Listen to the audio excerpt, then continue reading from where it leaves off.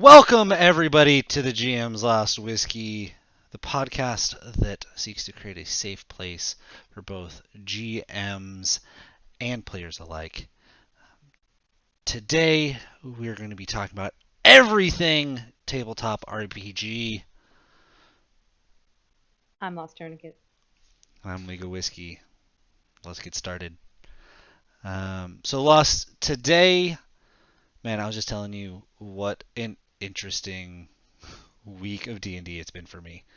Yes. Um, I've had character deaths. I've had major screw ups whenever it comes to playing as a DM. I've had drama, like not even drama, but just like character dynamics hmm um, that kind of clash, not in the best ways for story progression.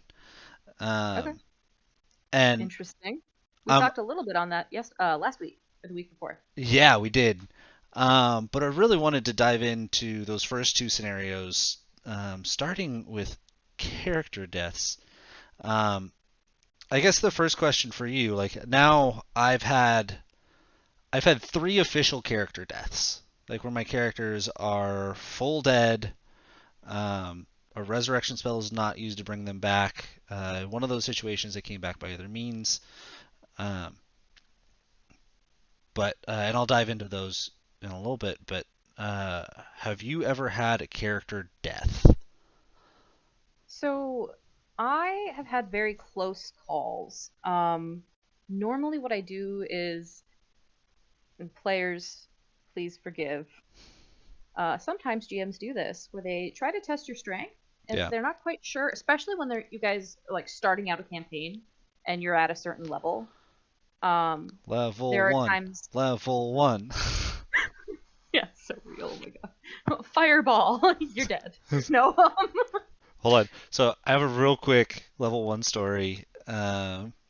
My players were fighting sturges, basically Okay. giant mosquitoes, Mhm. and they were like, "They're gonna kill us!" Level two, even three, you're like sturges, whatever. But level one, you're like, panic. It's the worst. No, not like this. Sorry, continue. No, that's awesome. Um, but sometimes what GMs will do is they will provide enemies whose hit points you think you know, but sometimes they're kind of like fudged a little. Or they'll just keep throwing enemies at you until your party's run out of spells and you're like, shit, like I'm dead. I've Everyone is dead. I've quadrupled an enemy's hit points before. Yep. And I I I have it. tell my players that I'm like, hey, look, I've buffed you guys really well with magic items, but hmm that means that whenever I put something out in front of you, I don't want it to get one shot. So it may have 800 health points as a CR 15. Yep. I totally get where you're coming from. It does provide an interesting dynamic when you have other players in the group who have been GMs as well, Hmm. and so they're aware of what the typical like GM guide is Yeah, for hit points. They're yeah. like, something's changed. But no, I had on two occasions. I had uh, characters who failed their first, technically, it was their first two death saving throws. The third one. So what I like to do is I like to gauge. This particular group of people didn't want to trade players or characters, and so they were like freaking out. And I was like, okay, um, gauging how horribly people were reacting, I was like, oh, I think I misrolled that, or I think you misrolled that because it wasn't quite on the mat. Like, try re-rolling again, Hmm. and that was the only thing that saved that character. Yeah, I mean there have been times where so Like, I had a character who like he was a frontline fighter who didn't have the armor class or hit points to be a frontline fighter, mm-hmm. and so he would get hit and he would go down almost every. decent sized fight. And it was like I felt bad because I'm choosing target selection, but it's like, well, you're standing right next to this guy. Yeah, he's gonna hit you. Um, Okay. Can I tell just a tiny anecdotal story? yeah, yeah, Like yeah, in go, go. relation to that. I have a player, and his character is a fighter. Okay. 90% certain he's a fighter. And oh no, he's a paladin, sort of. Not really. Anyways, he's very beefy, Yeah. right? He has high strength. He has like this decent armor on, and he's got the shield and like all these things.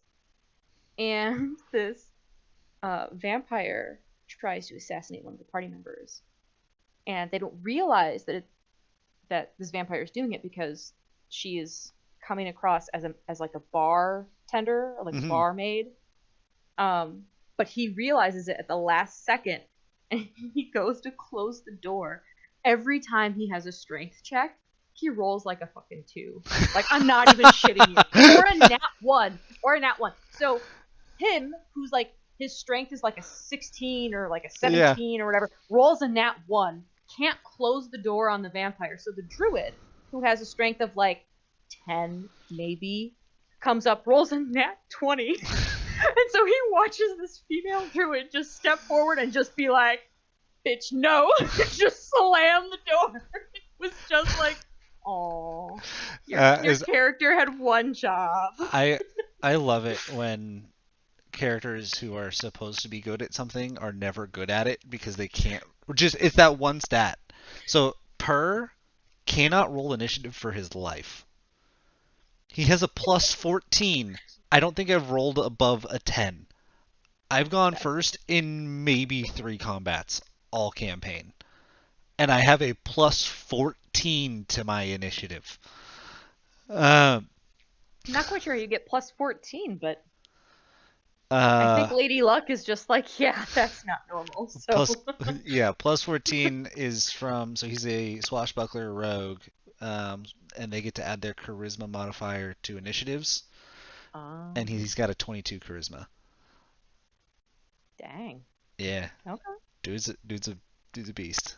Um, if you let him talk, things happen. Problem is the party doesn't like it when you just sit and talk. Anyways, that's the third. Almost That's the upset. third one. That's the third one. We're covering the first two. Okay. Um, so But yeah, yeah, your character deaths. Um, you've had them close. I pretty much straight up tell my players like, look, I'm gonna scuff rolls. I'm gonna I'm gonna change HPs. Uh, whatever I'm doing because like for the good of the story. Like if this is supposed to be a fight that's supposed to be really difficult and you guys come in and one shot it, that's that's no fun for anybody. It might be a little bit of fun for the players in that moment. And they'll be like, "Oh yeah, we one shot this creature," but like unless they know that it's the big bad, like that's not something that's gonna sit with them. The big right. stories that like everybody remembers are the ones that are like tooth and nail. Like you're scrounging. Um, Yep. I had my players talking about one fight for like a month, 2 months afterwards, just being like, yeah, if one thing had gone differently, if one role had been like different, it would Mm-hmm. have just completely changed everything and like we would have been all dead. And I'm like, yeah, that to me is a good like a good combat like that. But um I also will say, as I was saying with my frontline character who just gets beat to hell. Well, that was before he got armor. He's got better armor now. They've given him magic items in order to, boost his health. They're working on it. uh, he's taken more of a healer role too. But he went down. So he was one of my newer additions. So he was kind of in that last wave of the three for my Sunday campaign. Mm-hmm. Uh, he went down in the first big fight after he joined. He went down He was the first character that died and then had to be brought back using Revivify. He's gone down like two or three other. I think he's died twice now. Yeah, it's like he just couldn't catch a break, and there are times Poor like guy. he would roll, and I just go like he would roll and be like, "Oh, I'm dead." I'll be like, "Dude, just do it again." Going back, like we're rolling online. There's no like, oh, it was kind of off the mat. I'm like, just no, just go again. Like I'm not gonna kill you in your first fight Right. ever in this campaign. Or like they just revived you and you go into your next fight and you immediately die again before you get a turn or something and you're just like Yeah, it's like who is this intelligent creature going to hit? The guy who's right in front of me that is wearing full plate? Or the guy who's right in front of me who isn't? Yep. So, I completely understand that those moments of like, well, let's kind of read the room a little bit. Um, all my characters at this point are very aware of the fact that I've hit a point where I'm like, okay, I'm okay with people dying, and I think it was something that I realized about myself kind of early on. Um, I don't want my characters to die, right? Like Interesting. Yeah. I I like my characters. I've built the story around these characters Now, you're speaking as a GM or as a player? as a GM. Okay. So as a I GM, just like wanted to. my yeah, as it's a good clarification. Like my PCs, my player characters, I don't Yeah. I didn't want them to die. Mm-hmm. And so as things were happening that might kill them, I would kind of pull back Yeah. and be like, "Yeah, no, you're good. See?" Magic. Um, Magic. Yeah. kind of like the fact that early on, I was like, "Oh man, my characters are not going to get healing spells for a while, or revival spells for a while, because their only healers were half casters." Mm. And so I gave them Dust of Reincarnation, which led to some very interesting things because Dust of Reincarnation makes you come back as a random race. Interesting. So my Asmar is now a Dragonborn, my gnome is now a halfling, and my human is now a gnome. I kind of like that though. Oh yeah, it adds some consequence um, to it. And reincarnation is I think a fifth level druid spell. I think that's right. Uh, so like if a druid is your only healer, like, that's their best option Yeah. or their only option. But kind of giving that to a party that doesn't have access to it, they were level 5, 6 at the time. So a normal party would have had access to Revivify, but they didn't. So I was like, hey, here's this thing. Yeah. No, Um, I think that's great, especially for lower level um PCs, just because like in order for them to be able to fully revive someone, they would have to go to someone who has that kind of strength, provided they know someone mhm. who has that kind of strength. Yeah, And then they have to transport the body, provided they win the fight, to wherever that person is. And it becomes a whole. and I it's mean, not you it's can. not cheap. It's really out of No, the price range of low level parties. right. No, I completely agree. I will say, like, there is nothing wrong with GMs that are like, no, you're dead. Hmm. Like, pick a new character. And it's not to like cast any judgment on them or anything like that. No, not at all. I I respect you for Yes, being able to do that. I feel like you're the shoot, George Martin? Yeah, No, George yeah, R. R. Martin. yeah, George R. R. Martin. Yeah. I was The gonna go. Game I of was gonna Thrones. say, You're good. yeah, Game of Thrones. I feel like you're like the Game of Thrones kind of person that I would aspire to be, but I don't have like the cojones to follow through with.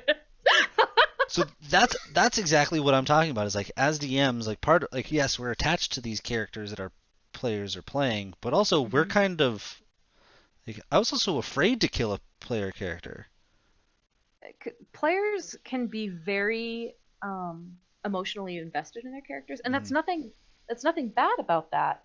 Um, I think part of it has to be the conversation you have in the beginning of any campaign where the DM basically lays out like your characters may die or may Yeah, not die. Are you okay with this? yeah, Um, and people would need to be okay with that result. Now,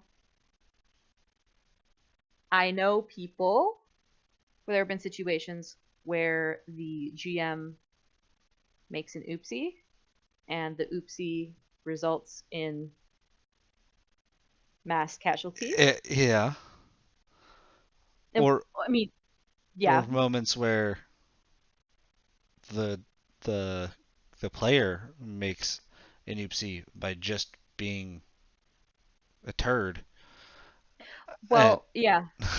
Yeah, true, and true. Like and oh, go ahead. I think that one thing that's very important to say is from a GM standpoint, some characters just need to die.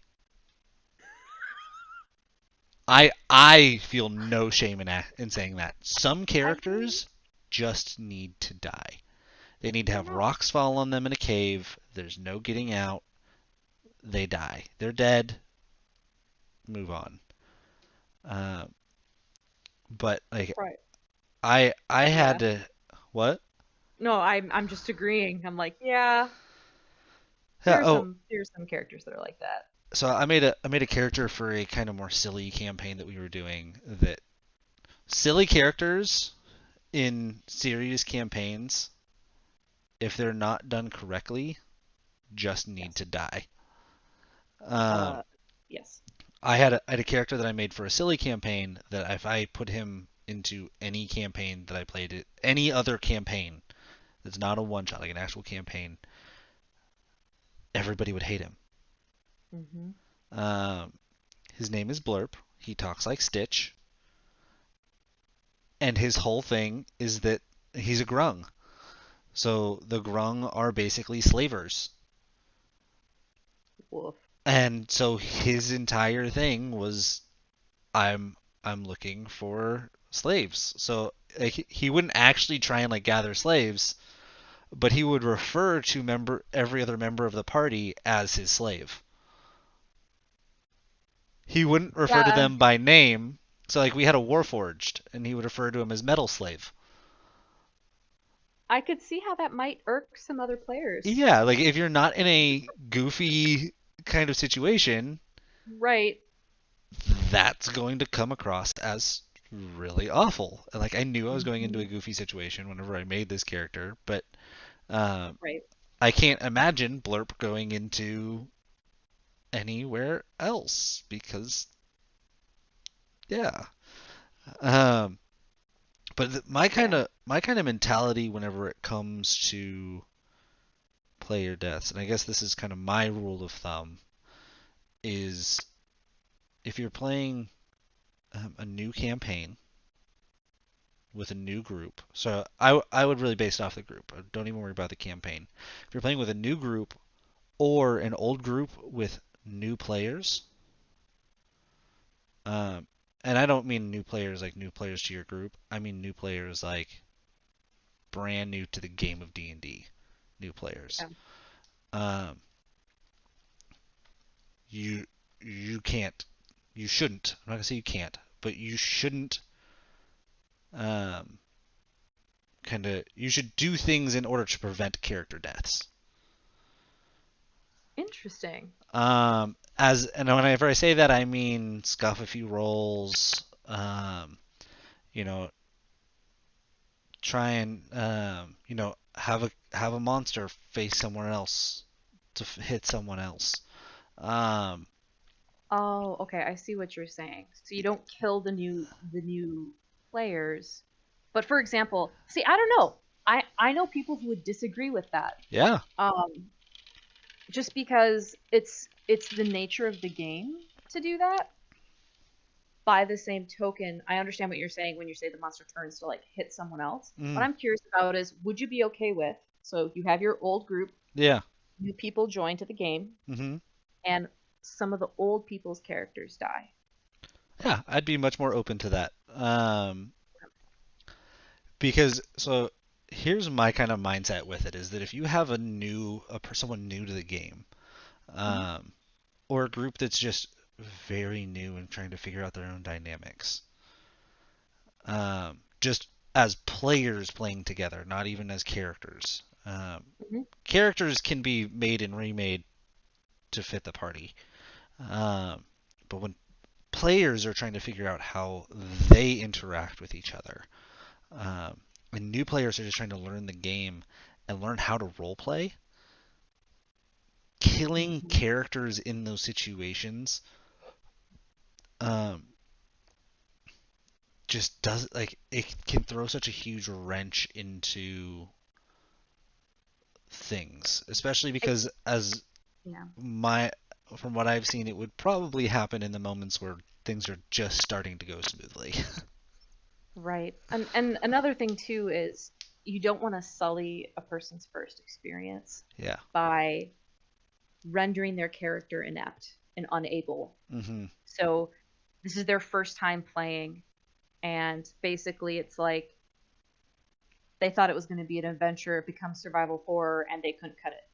Yeah. Like, what kind of impression does that leave on somebody who is playing for the first time? If they play Warhammer 3000 or 4000 or whatever, Yeah. like, 40K. they're not going to care. They're going to be like, okay, fine, whatever, I don't care.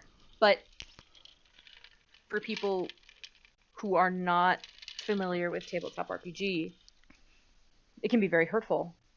Hmm. And it also would change I would think it would really change the dynamic of the group as well, because you're watching that person go through that experience. Yeah.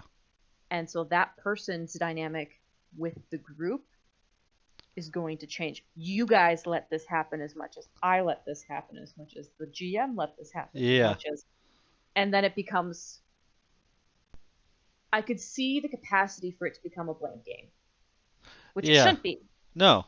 but And I could see that. then don't get me wrong. Like I have players that join right away. They're like, I don't care if my character dies. Like it's a character. I'll make a new one. Then you have players like you and me who get invested in our characters, and when they die, Mm-hmm. it's kind of like, well, crap.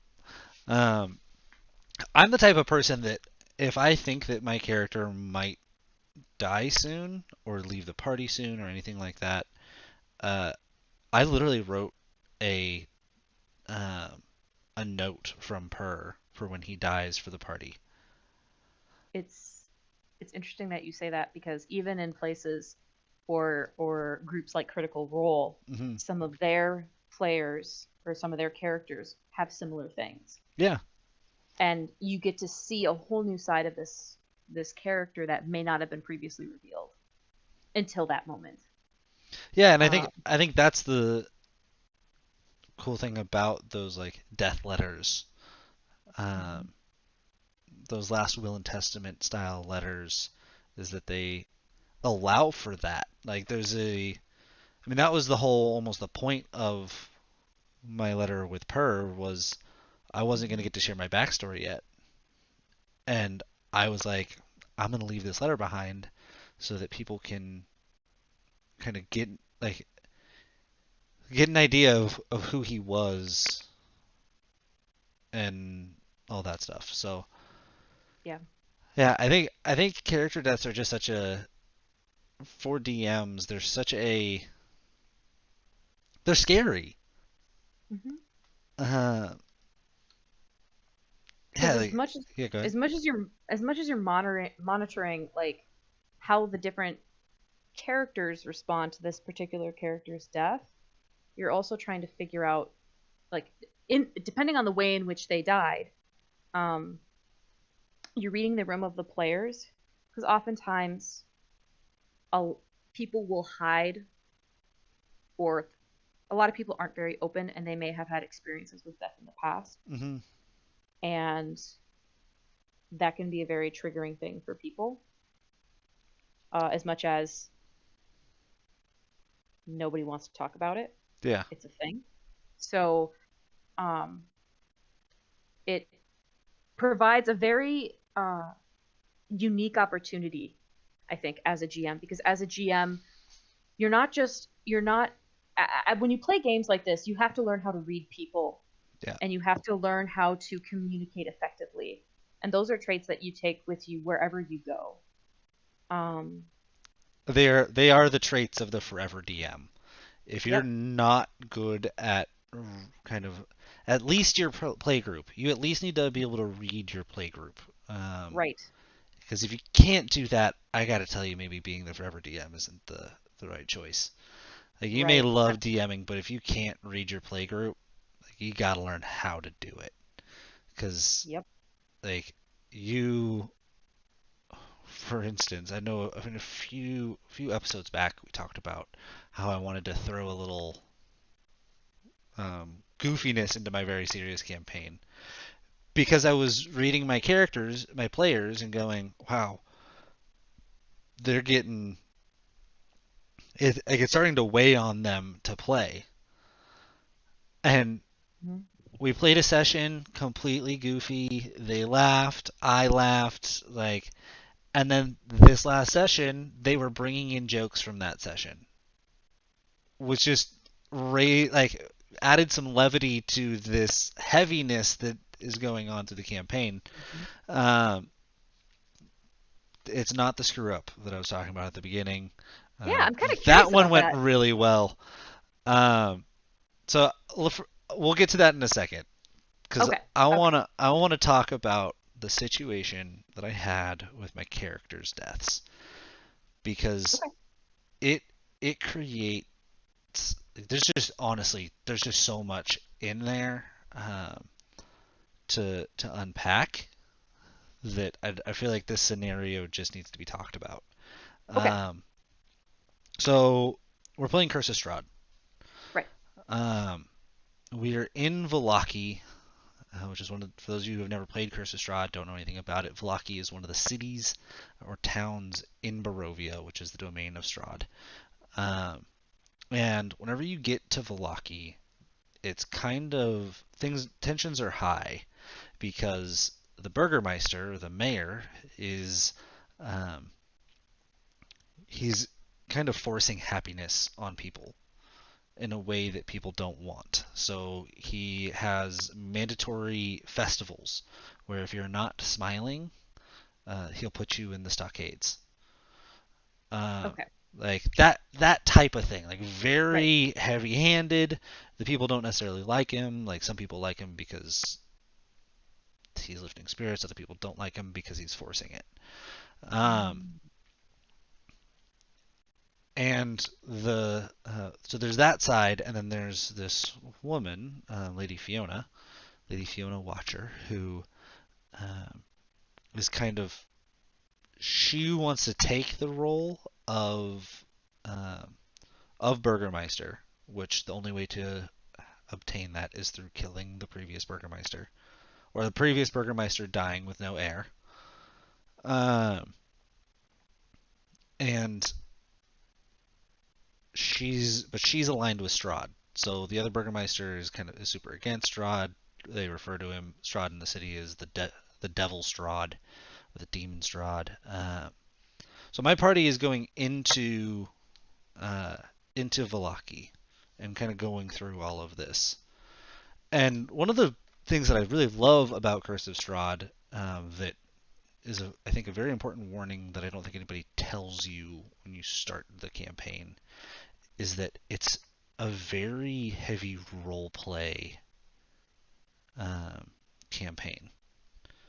Like the module, if you run a cut even bare bones, it's very heavy role play, which is awesome. Like finding a module that is really focused around role play is kind of hard to do.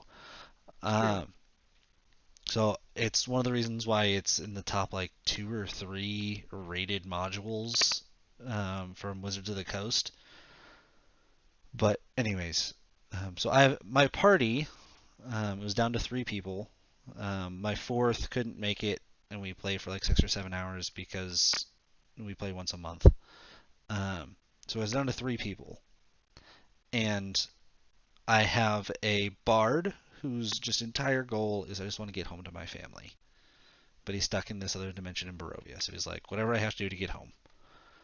I have a ranger who's kind of pessimistic, very okay with just straight up killing people.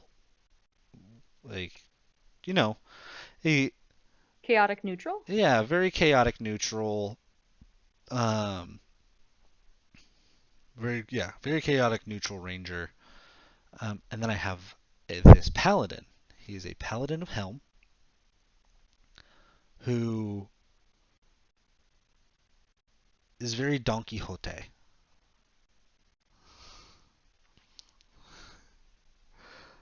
Um, yeah. But why? I'm sorry, but um, why? everybody comes in. I'm bringing people into the campaign. I'm pulling them through the mist in their sleep, like they're being pulled from their families. And I'm like, so he worships Helm, and his name is Deep. So he is Deep of Helm, or Helm's Deep. Um, yeah, it's I. There- He's There's the he. smallest violin and it's playing somewhere in the world. So whenever he comes into the campaign, I was like, "What are you doing?" And the player is sitting there eating a chicken leg, and he goes, "I'm sitting there eating a chicken leg." So while everybody else is like, and then he ends up getting like chased out of the town or something like that, um, so everybody like is waking up. We're like, oh, what's happening? Like one guy's just showed up from being dragged away from his family, and this dude comes running in with a chicken leg. um, they so and everything that he says, like everything is all praise be to Helm. Very like Helm can do no wrong. And a little bit of spoilers here on Curse of Strahd, but Strahd actually has the ability to kind of filter prayers and things that go outwards from Barovia.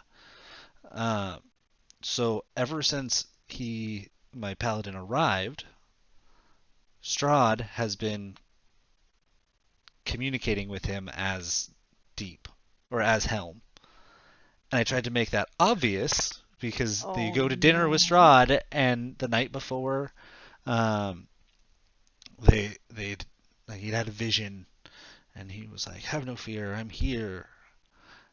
And the first thing that Strahd says when he sees him is, "Have no fear, I'm here," like verbatim. And I was like, "Oh, that's gonna be a great like ending. The player is gonna be like, what? Like Strahd is Deep. Like it just completely ruined everything." But he goes, he looks at Strahd and goes, "You follow Helm as well?" Like this is the character that we're dealing with here, okay? Okay. All right. So we all know that one guy. Okay. Yeah, and don't get me wrong, he's a great role player, and he Oh, brings he brings the laughter to the table. Uh, and ever since session one, he was like, "Look, we can totally kill this character. Get him out. It doesn't fit the party, but like, yeah." So, I appreciate people like that. Like I, I do. yeah, he's the type of person who enjoys character creation more than actually playing the character. Um, Mm. so the more characters I kill, the more characters he gets to make. So, anyways, all session he has just been like characters will be having a conversation and he'll cut in and just be like, "This is what I think." Very like just. So at the end of the session, they're sitting down with Fiona Watcher, and Fiona Watcher is like, "Hey, yeah, I want you to go kill the Burgermeister. I want you to make it public. Like, whatever." Well, she wasn't that forward. She was like, "Hey, I would like to take over, so because I think I'd be a better ruler. And um, meanwhile, my ranger just keeps trying to talk to her, and Deep keeps talking over him. And I'm like, okay, like I'm noticing, but I also know that the player is doing it not maliciously, but Right. on purpose. Right. He's Uh, he's trying to do what his character would do, yeah. which is that. Um, and finally, my ranger is fed up. Takes out Now, when his. Sorry, go ahead. when you say ranger, do you mean like the ranger the character or the ranger the player or both? The player. No, the character. The character. So I want to make some just statements that need to be said here. Both of these people are very good friends. They walked out of this entire scenario laughing, very lighthearted. There's no maliciousness in anything that happens from this point on. Even Okay, though good. for a lot of players and player characters, there would be a lot of maliciousness here. So this is a very unique scenario, and it's why I'm really excited to talk about it. Um, my ranger pulls out his sword and attacks the paladin. And at first he just says I attack, and I'm like, what are you attacking with? He goes, I take out my sword and I attack him. And I'm like, okay, all this is happening in the middle of this meeting. And I'm like, sure. Then I go, Deep, what would you like to do? Uh, and Deep goes, I want to hit him back. I was like, understandably. um, so he hits him, and then I'm like, okay, Ranger, what are you doing? He goes, I'm kind of backing off, like I'm I'm just trying to get a point across. I go, Deep, what are you doing? Deep goes, I hit him again. I was like, at this Oh, point, roll initiative, I guess. I would love to meet these people because that just sounds fabulous. I'm like, I guess roll. Okay, whatever. Roll initiative, and I have my bard roll initiative too, because I'm like, I don't know what you're planning on doing. So the entire Mhm. like the two of them are going back and forth. They're level like 3 right now, 3, 4. So it's like the fight doesn't take very long. Um, my bard has one turn, and both of them are like, help me, and the other one's like, no, help me. And my bard goes,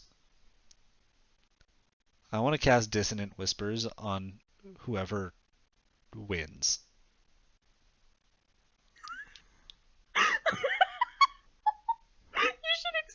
You should explain to people what that is. I know Um, what that is, but you should Dissonant explain to people what that is. Dissonant Whispers is basically a spell that makes it so that you hear voices that hurt your brain. It's, yeah, I think it starts off at 2d8 damage. It's a I think d that's right. it's either 2 or 3d8 damage. I think it starts at 2 and it builds Yeah, so I think he based cast it at on second level. yeah. And his goal was to knock them unconscious so that the fighting would stop. So w- one goes down. Dissonant Whispers is cast on the other one. And then my bard realizes he has no healing spells. No healing potions? No healing potions. No healing spells. So we wait. Dinner party of one? As the last roll hit the table, we discover that not one of the characters, but both of them died from this situation.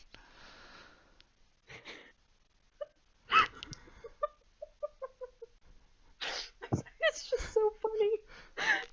god, that is so funny. That is such a Don Quixote way to go. Right? But like the end of the session, like the session was going really well, and like that happens at the end of the session, and we're all just sitting there. I have 3 players sitting at the table with me. 2 of them are dead. I have another player who just couldn't make it, so I stuck him on a little side thing. So this one character is now sitting there by himself with his 2 dead acquaintances. Like, huh? And I gotta tell you, I don't think I've ever registered with a text message as much as when my my Bard's player texted me the next morning. What the fuck happened last night? I was like, I, I don't know. So I'm kind of curious because, okay, first of all, the fact that it was not malicious just adds so much comedy to the situation. Oh, I know. I just love it. I think it's great. So both players, they texted each other in the group chat, and they were like, "Hey, just want to make sure we're cool." Like, and they're both like, "Oh yeah, no, we were both totally ready for our characters to die. Like, no, like, we're both perfectly fine. Like, there was no maliciousness in any of that." And I'm sitting here going, I mean, that could have been worse. Mm-hmm. But I think it's important to talk about this situation, and I feel comfortable talking about the situation because it happened in the last week, and it wasn't malicious. Right. Which does provide the unique opportunity to be able to talk about it in a platform like this. I guess my question is, how would you have dealt with this scenario? How would I have dealt Yeah, with this how would scenario? you have dealt with this scenario? I would have laughed my ass off. If I'm gonna be real with you, like I literally I would read the room, right? So Yeah. you want to make sure that people are having fun, right? But if they're down to do it, like I'm not gonna stop them per se. Um, it would also depend on knowing that one of your characters or one of your players was already like, yeah, you can kill my character off if you want to. Yeah. That would change things for me if he had not had that conversation with you. Yeah. Like if he hadn't had that conversation with you, I probably would have tried to throw in some kind of a distraction, whether like the lady who is trying to get them to help her tries to cast friends on them or tries to do something like really, really obvious, or one of her soldiers does something like he walks in and one of her mercenaries says something really stupid that reveals her plan, and or whatever the case may be, in an attempt to get them to refocus on the task at hand. Another option, and this is something slightly anecdotal. I heard this from a client I was working with at my normal job, or at my then normal job. And anytime their party would have a really annoying character, and the DM really struggled with that annoying character, because they would often be very rowdy or be very like boisterous. The shy, quiet character is never the annoying character to the party, right, other than trying to get them to talk. Right. He would do things randomly and have him roll initiative. So, like, one time, the person was upset with the cut that they had from this adventure. And so he was like really, really upset. So he's yelling at the other players, like, because he's so angry. Yeah. And he stamps his foot on the ground. He's like, my player stamps his foot on the ground. And he's like, the earth elemental that you're standing on takes offense, roll initiative. And you're just like, it's the gazebo story. I'm like, wow, okay, Okay, like this is a good idea. Like, so I've maybe doing something like that, where if they're fine, like the way it sounds, like if they yeah. were fine, I would have let them die. I think it's hysterical because now the bard's like, what the fuck do I do? Like, I'm Yeah. all alone with their bodies. Like, what do I do with these people as they're rolling new characters? Um, but yeah, no, go ahead. I just it's Sorry, so the story that you just said with the Earth Elemental, it reminded me. I think I've told you this story about the gazebo. Um, so if anybody has ever played Munchkin, it's oh yes, if you haven't played Munchkin, Munchkin is a card game that literally makes fun of D&D. Um, I highly recommend that you go play it because it is just so much fun. Um, but there's a monster card in the game of Munchkin called the Gazebo. And I learned that it actually comes from a game of D&D that the creator of Munchkin was playing in. That they just finished this dungeon, uh, and they're walking out, and the characters ask the DM, "Hey, can you describe the scene to us?" And the DM says, "Yeah, it's an open field. There's a nice little gazebo. Just trying to give this picturesque, beautiful scene." Um, and the one of the party members goes, "I attack the gazebo," and the DM's like, "Sure, go ahead." can roll with this. Pun intended. So he starts attacking the gazebo. The next turn comes around and he's like, "What would you like to do?" And the guy's like, "I want to keep attacking the gazebo." And this just persists until the DM gets frustrated and he goes, "The gazebo comes to life and eats you." And they move on with the story. Like, it was a rocks fall, you die moment, but What? it was The a earth gave way. That's so there's an weird. earth elemental underneath your feet because you're pissing me off. Um, it's one of my favorite D&D stories because it's like it shows that you should never screw with your DM Right. because they will get you for it. By the same token, there are some DMs that like being challenged.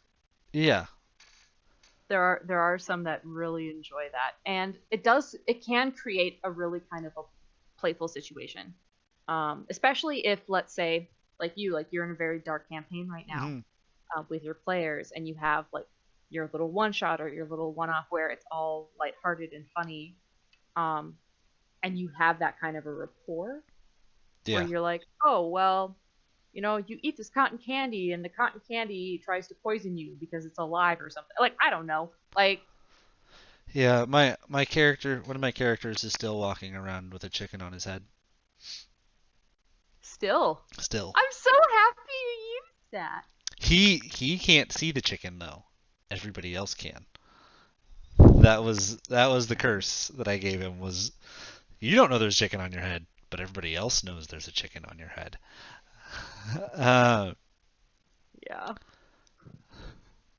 oh man, it was just such a interesting experience, and I think that whenever it comes to being challenged, um, I have a so I think that it all comes down to the type of challenge that you're giving. Right. Um, I mean, I was gonna follow that up and be like, what did you end up doing for the rest of the session once they killed each other? that was the end of the session.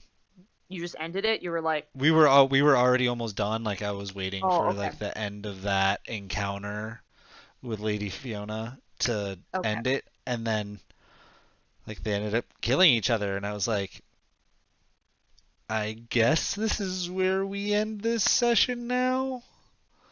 Okay. Um, yeah, Because I would be curious to see, like, if it was at the very beginning or at the very middle, like how people would respond to that.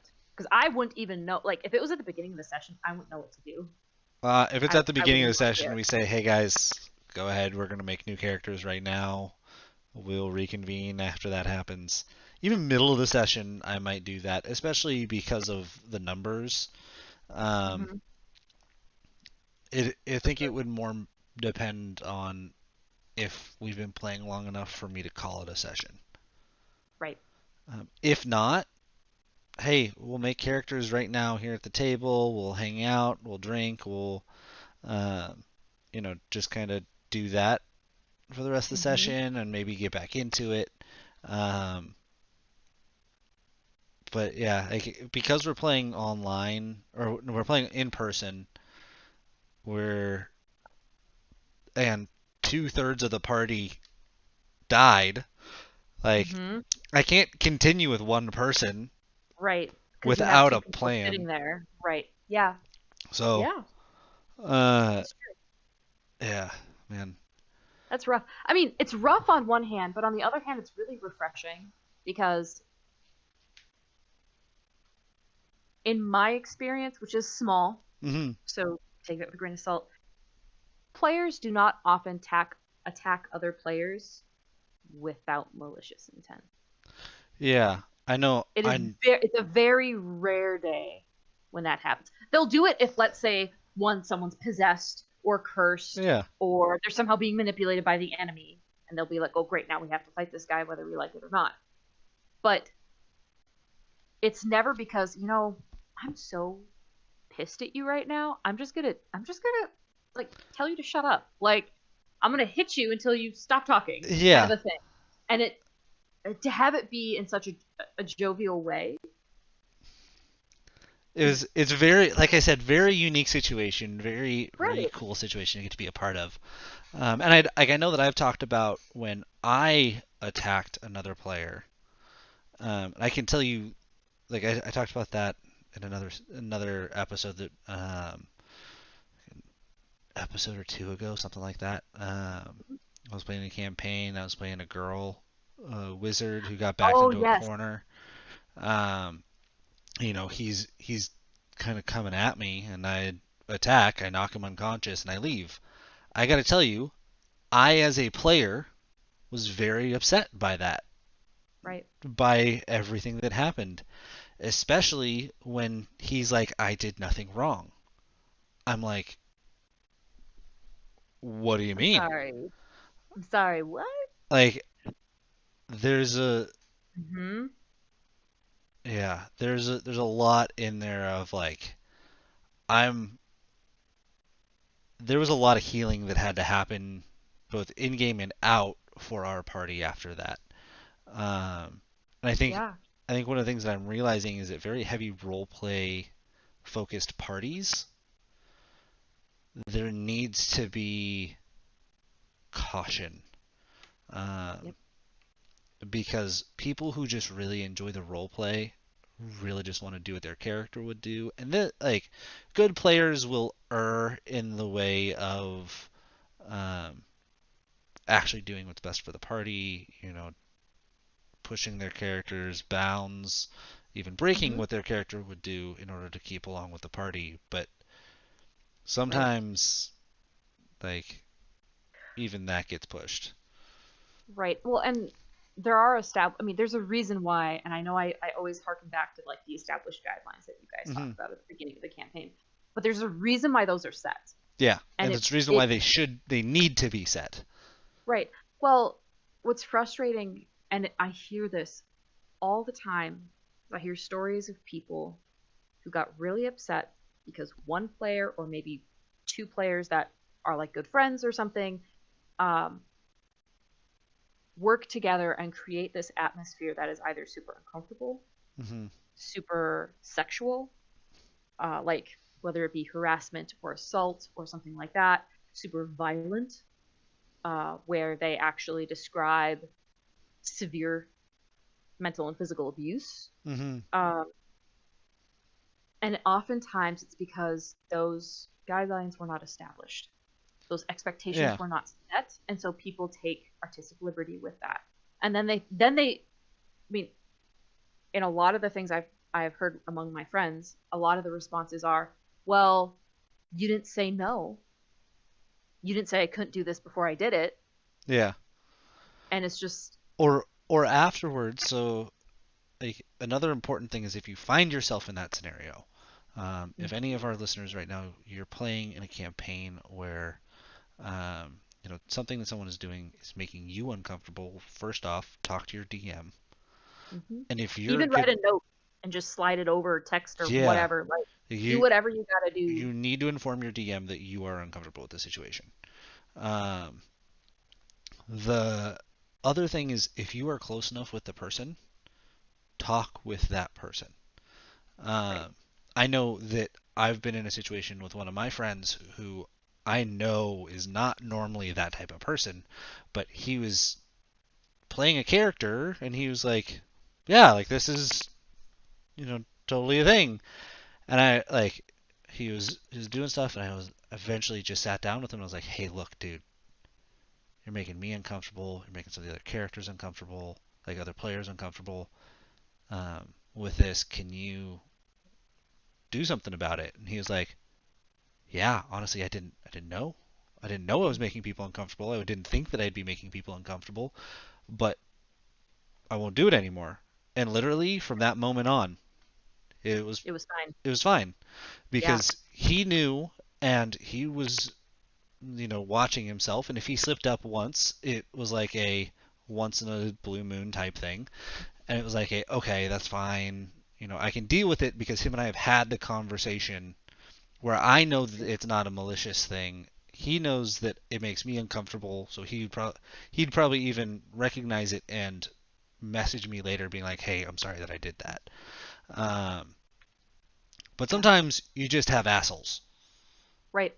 And this is gonna come across maybe a bit sexist, but I know that as a woman, the proclivity to be harassed um, is surprisingly high in, sadly, a lot of the culture of D&D. Um, Even playing as a woman, mhm. it is something that um, yeah, Yeah, and I know because I'm a nerd and I read a lot of D&D stuff, like stories and anecdotes and like things like that. If you're ever in a situation where you're not comfortable even telling the DM that you're not comfortable, don't continue with that group. get Just out. just don't. Just even if they're like, "Oh, we'll just finish the session." Nope, not worth it. Even if you're a dude playing a chick, just be like, "No." I'm not okay with you guys how you guys are treating women in this campaign. I need Right. out. Right. Uh, Or men or children or cuz I yeah, mean there are things that I've heard where people will do crazy shit because it's a game. yeah, and And it's not that you can't do crazy things, right? And this is something I would love to talk with you about later. okay, But at what point is it too far? At what point yeah, is what your character group doing too much? yeah, and I think Um, I think that if that's what you're looking for, there are groups out there for you. There are campaigns out right, there for you. I've run evil campaigns. Earlier, I was talking about a character who was a slaver. I'm I'm not okay with slavery, and but like that was a darker, more evil campaign. Like we went down an evil path because that's where right. our characters were headed. Um, and like we knew that from the beginning that it was going to be a more evil campaign. Um, Hmm. so like again, it comes down to the conversations you have at the beginning. What are the things that you guys are looking to actually accomplish, and making sure you're on the same page as a party. And if someone shows up who isn't on the same page, yeah, And I agree with that. I'm a huge advocate of that and things like that. I also know the limitations that can come with that. hmm So, for example, um, let's say somebody's playing Curse of Strahd and they have a choice to, like, in order to defeat Strahd. I know this isn't actually how Curse of Strahd goes, but let's say, in order to defeat Strahd, they have to murder every single child under a certain age range Hmm. viciously, and only one person knows that, and that person goes and does it. Like, it's things like that where you just kind of stop and you think to yourself, or players may think to themselves, like, how far is too far? This Yeah. person's posing people's bodies outside of the windows of their beloved because they could. Like, there was one person who his character turned evil because he had a weapon that had a demon in it, and he was talking with this demon, Yeah. and he started to turn from chaotic good to Evil. chaotic neutral Yeah. to chaotic evil, and you're seeing this turn, and eventually he starts killing people. Like, he started killing children and disemboweling them and putting them right by a tree or a building that's facing the window of their family's house, out of Woof. range, so that they could not scream, Yeah. but that they could see their family and know that they could not be helped by the time that they died. So we're gonna put a pin in this because Yeah, sorry, I know it's a whole no, thing. that's a whole It's a whole thing. episode. And I know that that's extremely dark, and I'm sorry if people are triggered in any way by that, but it really does beg the If question. that doesn't trigger you, go see somebody. Um, Like, it begs the question, like, at what point, even as a DM, do you step in and you're like, okay, yeah, I we're gonna chill. we're gonna throw a Like, pin on that. We're gonna set that to the side, yes. because we're already running low on time. Um, but I want to make sure that we get to the second topic Right, that right. at least talk about it a little bit. This will be a longer episode, and I'm okay with that. Um, so I screwed up big time Whiskey, on how Sunday. could I know you? I'm not perfect. It's fine. Um, so first I'm gonna set the scene here, right? First I'm gonna set the scene. I'm gonna talk about some things I wish I had done. Talk about some things that I could have done better. And I want to hear kind of what you would have done in this scenario and how you would have dealt with it, slash some other tips and things that we can give to our listeners in order to help them in those situations and help them avoid those situations. For sure. Um, so I set up a trap. I made a trap all my own, and I was like, it's good. I was really, it wasn't a trap, sorry, it was a puzzle. It was a puzzle, not a trap. I was like, this is a really awesome puzzle. Could you describe on a very basic level what the puzzle is? So they were entering into a crypt, and there were above ground tombs, and each one of the tombs had a statue on top of it, like laying down on top of it, Hmm. that had different weapons and stuff on it. There was a Okay. bow, there was a sword, a wand, and a shield. Um, and when they go at the end, they find a table with a map. The map, whenever you look at it, is pretty obviously the crypt. But each one of the crypts is marked with a different letter, a T, an O, an I, or a D. Interesting. And the gist of the puzzle is that the T's stand for the swords, because you stick a sword in the ground, it looks like a T. Hmm. The O's are shields, the Yep. I's are wands, and the D's are bows. Right. But they're all out of place. So you have to move the weapons around and shift them according to so they're on the right Right. sarcophagus to open the door. Right. And I was like, I love this puzzle. I came up with it. It was really awesome. But I put in an extra sword and not enough shields. Was so, just for clarification, like, was it solvable still? No, because I didn't have the correct assortment um, of weapons to the solution that was given. And all session I had already been going through, and I was like, hold on, because I hadn't made the map. So I'm like, guys, hold on a second. I'm going making the map, and then I'm like double checking the map to make sure it's correct in the middle of the session.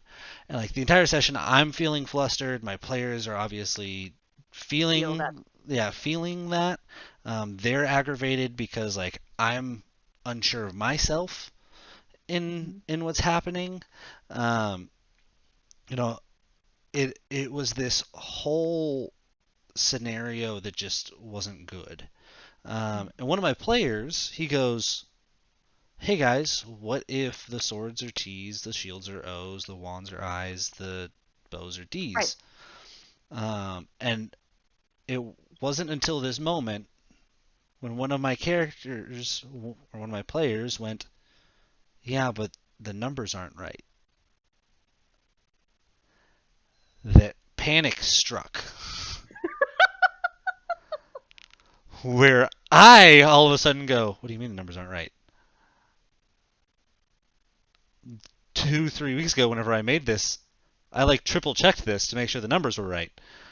And so, middle of the session, one of my players said that he knew that something was wrong whenever he saw my eyes darting from screen to screen.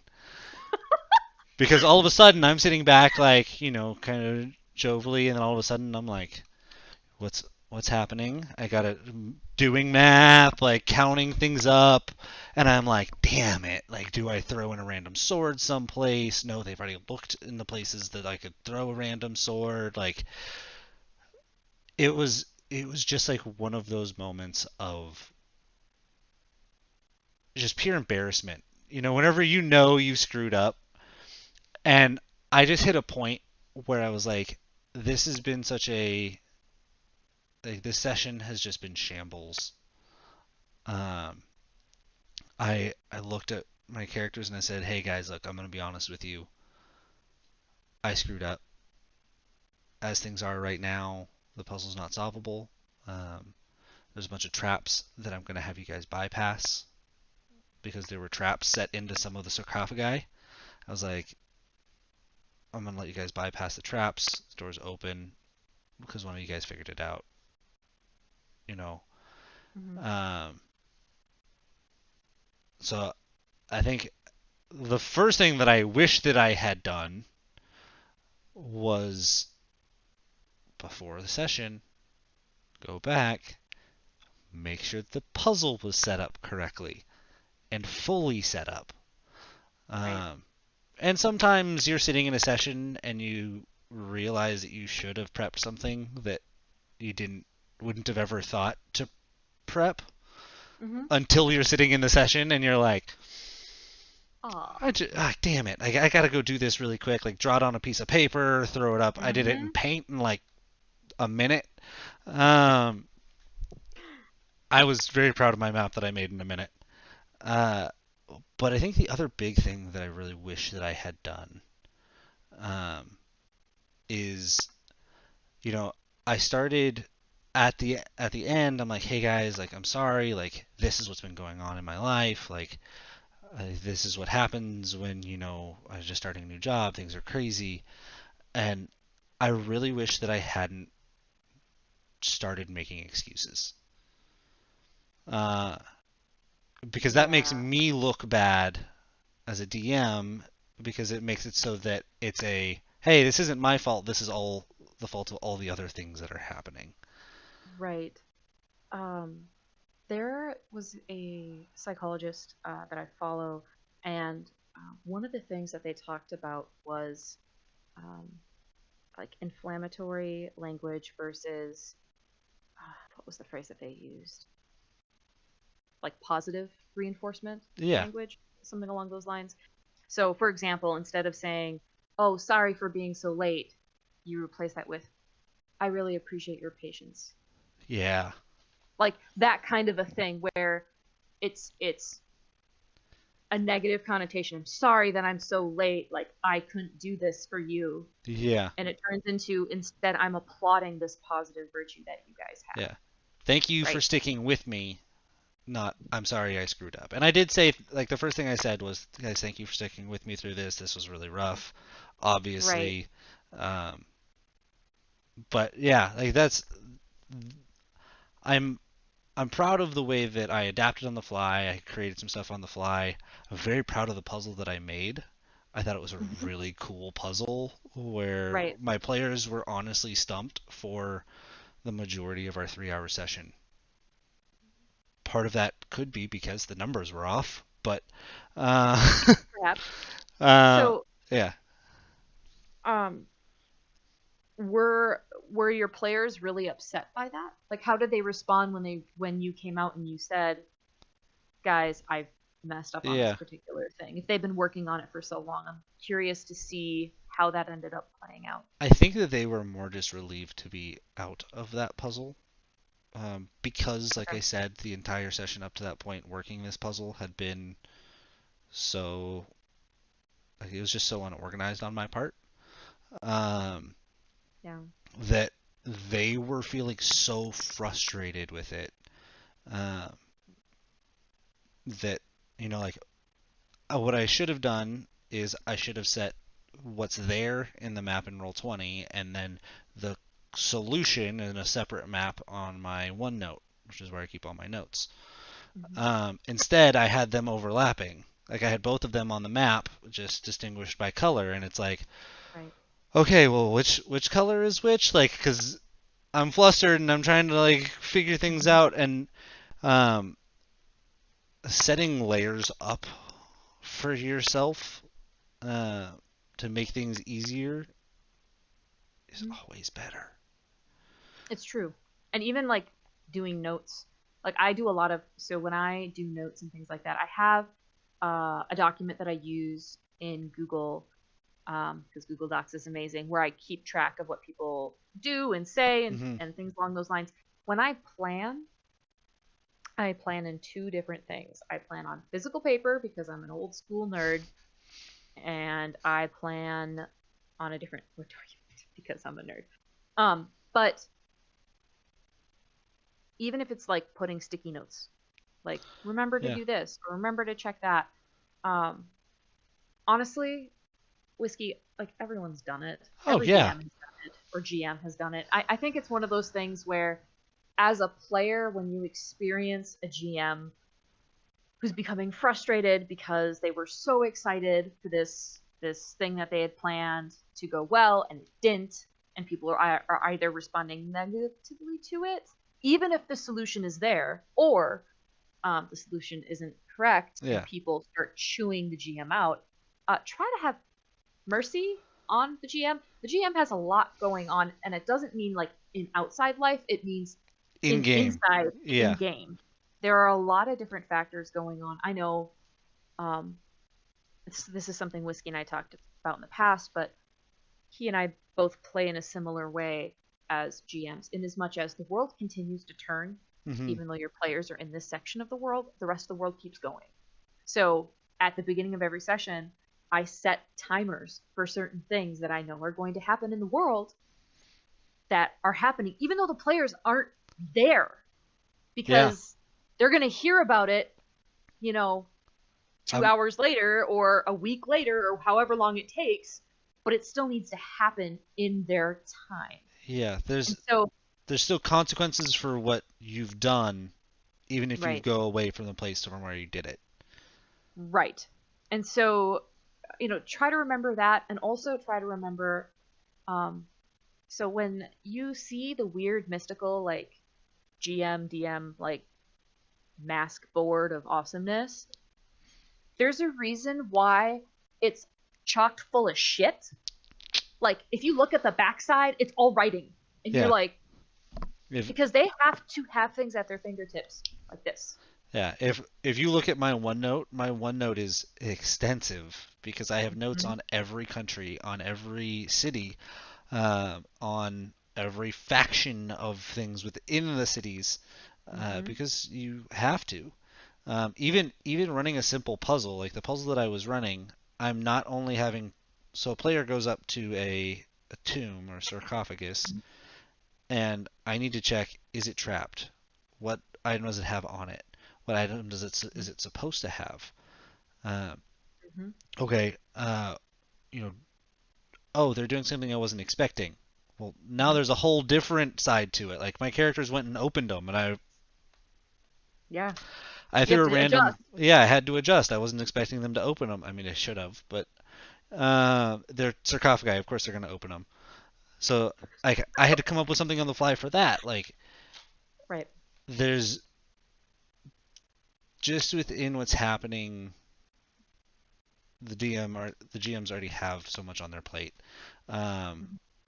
so I think my first thing, because we're definitely out of Over. time here, is be kind to your DMs, your GMs. I want to throw a thank you out to my party for sticking with me through that session. It was a shit show, but we did it. We got through it. We've had really good sessions, and we had a bad one coming. So um, stick with your GMs. There'll be good sessions. There'll be bad sessions. Uh, but I think the important thing is, you know, be understanding of how much they have on their plate. Mhm. Um, I love being a player because I don't have to think about a whole lot during a session. Well, not to belittle the players, No, but no, no, not to I yeah. understand what you're saying. Like It's a you have to do the puzzle solving yourself, which is different than yeah. It's a already it's a very having thought different of it. experience, Right. um, and it's less panicked most of the time. Right. At least that's the way that I feel about it. But I love the panic. But anyways, guys, as I said, we're out of time. Obviously, there's so much more to unpack here in both our first topic in character deaths. If you've had good character deaths, if you've had bad character deaths, like whatever your experiences are in any of the topics we've talked about, good sessions, bad sessions, DM screw ups, player screw ups, um, make sure that you let us know. We want to hear about them. But thanks for joining us on this episode of the GM's Lost Whiskey. If you're watching us live on Twitch, which you aren't doing right now because we're not live on Twitch, but if you watch us normally live on Twitch, make sure that you go and you hit that follow button. We are on Twitch every other week. We are not this week because of scheduling issues, um, but we are generally on Twitch on Tuesday nights. Uh, so make sure you go follow us on Twitch at League of Whiskey. And if you're watching on YouTube, be sure to leave a like. Hit that subscribe button. Divine smite the crap out of that subscribe button. Um, and we're looking to make more content for you guys whenever our schedules allow. Uh, so we want to hear from y'all what that content might be, what you guys want to see. We've talked about doing some rating backstories, some character creation comparisons of our own. So we want to hear from y'all kind of what you guys would like to see from us. For sure. Um, and again, if you want us to do things like review builds, review even campaign ideas or things along those lines, like if you want to follow a module, but you're like, oh, I was thinking about augmenting it in this way, but what do you think of that? Be sure to let us know. You can email us if you'd like or comment. Our email is the gmslostwhiskey@gmail.com. And then if you have any other kind of questions, um, again, leave us a comment on the VOD or on YouTube. And we have a Patreon. So if you like Lost Whiskies, you're more than welcome to visit us at patreon.com/GM's Lost Whiskey. Yeah, if you've ever lost whiskey before, you'll feel my pain. It helps us buy more. So, uh, guys, thank you again for joining us. We look forward to hearing from y'all about some of your experiences in your games. So be sure to comment on the video on YouTube. Again, shoot us an email, guys. Mm-hmm. I'm whiskey. I'm lost. Have a drink for me, y'all. Don't stop rolling. Peace. Peace.